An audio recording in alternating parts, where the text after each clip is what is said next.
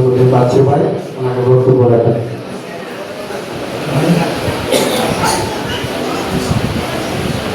আসসালামু আলাইকুম।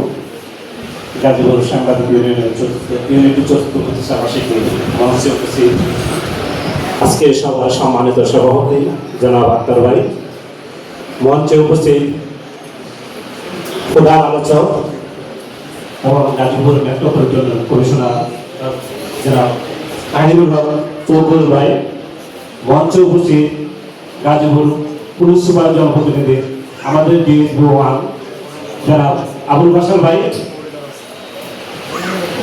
মঞ্চে বিশেষ অতিথি ও সম্মানিত উপস্থিতি বৃন্দ, আসসালামু আলাইকুম।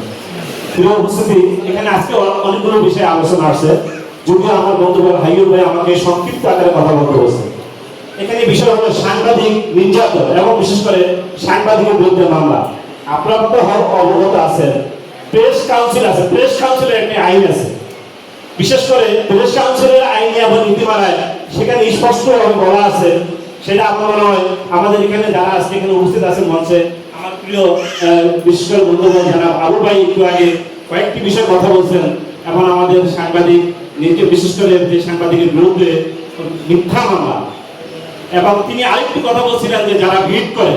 আসলে এই বিষয়গুলো যদি আমি ব্যাখ্যা দিতে যাই অনেক সময় লাগে, তারপরও সংক্ষিপ্ত আকারে কথা বলি। সেটা হলো প্রেস কাউন্সিলের আইনে এবং নীতিমালায় কোন সাংবাদিকের বিরুদ্ধে যদি মামলা নিতে হয়, তাহলে সংশ্লিষ্ট প্রশাসন প্রেস কাউন্সিল বিশেষ করে তাদের অনুমোদন, তাদের পরামর্শ, সেখানে সাংবাদিকের ওই বিষয় তারা তদন্ত করবে এবং তার বিরুদ্ধে মামলা এবং ফৌজদারি মামলা প্রযোজ্য তারাই পরামর্শ দিবে। কিন্তু বিশেষ করে বাংলাদেশের আইন শৃঙ্খলা বাহিনী সাংবাদিকের মামলার ক্ষেত্রে এই বিষয়টা কোনো নীতিমালায় তারা ফলো করে না। আরেকটি বিষয়, আমাদের সাগরহানি বিষয়টি এখানে আসছে। আমাদের আবু ভাই তিনি ঢাকাতে ভিড় করছেন, আমিও ঢাকাতে।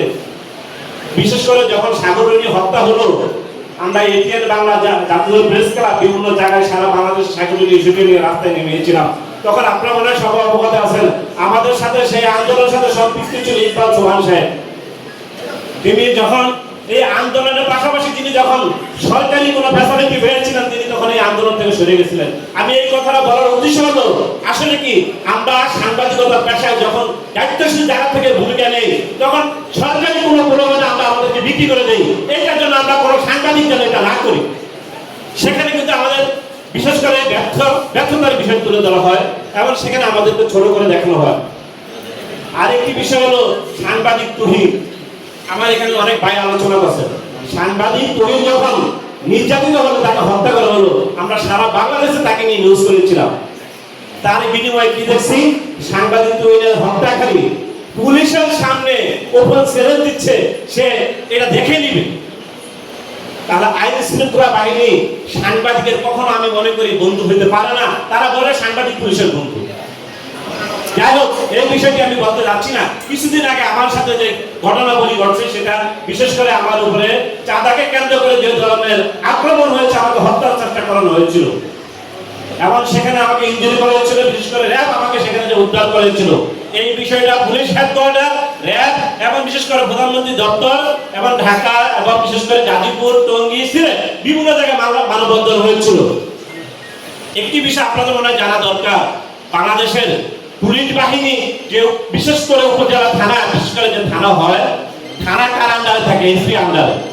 এখন সেই থানার যদি অফিসার যদি এসপি সাহেব বিভিন্ন বাহিনী তাকে ফোন দিয়ে বলে যে এই মামলার বিষয়টা, স্যার আসামিকে ধরতেছি আমরা, স্যার আসামিকে ধরার জন্য এত চেষ্টা করছি, আসামি পাচ্ছি না, তাহলে আসামি কি ইন্টারন্যাশনাল অপরাধী?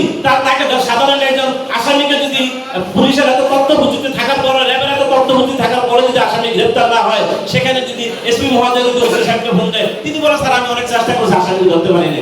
আসলে থানা বিশেষ করে অপরাধীর সাথে লিয়াজ মেনটেন করে চলে, আর থানার ছোট ছোট অপরাধী কারা?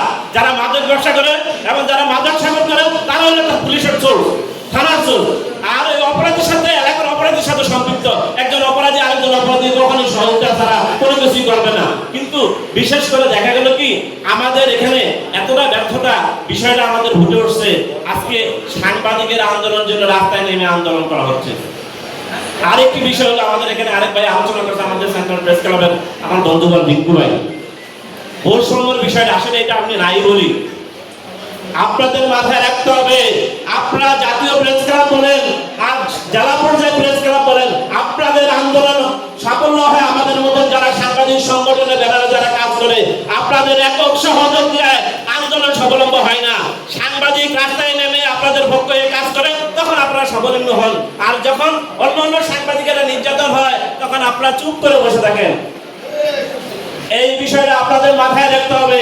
আমার প্রিয় বন্ধুবর ছাত্র প্রেস ক্লাবের যারা সাধারণ সভাপতি রিঙ্কু ভাই, বিশেষ করে আমার বন্ধুবর এই গাজী, বিশেষ করে সাংবাদিক ইউনিটের যে সাধারণ সম্পাদক হাইয়ুব ভাই, আমিও তার সাথে আলোচনা করছি। গাজী বিশেষ করে গণমাধ্যম কমিশন এবং ঢাকা 4-5টা সংগঠনের সাথে আপনার আলোচনা করা হয়েছে, যাতে প্রতিষ্ঠানের সাংবাদিক যারা যদি আমাদের জন্য কাজ করে না, আমরা একটা ব্যানার হয়ে তাদেরকে আন্দোলন করে রাস্তায় দাবি আদায় করে দেখে দিব যে সাংবাদিক ছোট নয়, তারা তাদের দাবি আদায় করার জন্য রাস্তায় নেমে দাবি আদায় বাস্তবায়ন করার জন্য তাদের সেই সুযোগ তাদেরকে দেখিয়ে দিব আমরা, এবং আমরা সেটা নিয়ে কাজ করতে যাচ্ছি। আমার এখানে আবুল বাশার ভাই ডিএস1 তিনি এখানে বসা আছেন, তিনি আমার বিষয়টা অবগত জানেন, এসপি মহোদয় সব জানেন। ওনাকে বলা হলো আমরা মাঠে কাজ করতেছি, আমরা দেখছি পোস্ট পাঠাচ্ছি। প্রিয় ভাই, আমরা সংবাদপত্রের সাথে কাজ করি, আমরা জানি আইনের ভাষা কি জিনিস সেটা আমরা জানি, কিন্তু পুলিশ যদি অপরাধীর সাথে সম্পৃক্ত হয়ে কাজ করে, কখনো ওই মামলার আসামি কখনো গ্রেফতার হবে না। এটা আমি আমার দৃঢ় বিশ্বাস থেকে আপনাদের কাছে আমি উপস্থাপন করলাম। প্রিয় সম্মানিত উপস্থিতি, বিশেষ করে আজকে এখানে প্রফেশনাল বিষয়টা আসছে, আপনারা কাকে প্রফেশনাল বলবেন? একটা পত্রিকার ডিক্লারেশন নিতে হলে আমাদের এখানে আবুল হাসান বাশা ভাই আছেন সম্পাদক, যদি উনি সম্পাদক হতে হয়, ডিক্লারেশন নিতে হলে অনেকগুলো পদ খাত পেরিয়ে তারপরে উনি সম্পাদক হতে হয়। আমি আবেদন করলাম, আমাকে কিন্তু পত্রিকার ডিক্লারেশন দেয় না, আমাকে সম্পাদক দেওয়া হয় না। আমার অনেকগুলো তদন্ত করে আমাকে পত্রিকার সম্পাদক দেওয়া হয় এবং পত্রিকার ডিক্লারেশন দেওয়া হয়, তথ্য চলচ্চিত্র প্রকাশন অধিদপ্তরে আমাকে অনুমতি দেওয়া হয়। তাহলে আমি তাকে তার ভুয়া সাংবাদিক কেন বলবো? আমি তাকে ভুয়া সাংবাদিক বলার অধিকার রাখি না, কারণ আমাকে পর্যাপ্ত সব ডকুমেন্ট আমার আইডেন্টিফাই ভেরিফাই করে আমাকে সম্পাদক বানিয়েছে, আমাকে পত্রিকার ডিক্লারেশন দিয়েছে।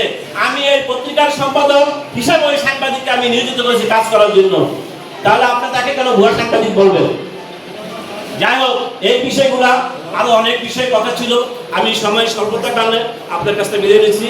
সকলকে আমার পক্ষ থেকে এই আজকের এই গাজীপুর সাংবাদিক ইউনিটি বিশেষ করে পক্ষ থেকে আমাকে দুই একটি কথা বলার জন্য আমি তাকে অভিনন্দন এবং শুভেচ্ছা জানিয়ে এখানে শেষ করছি। আসসালামু আলাইকুম।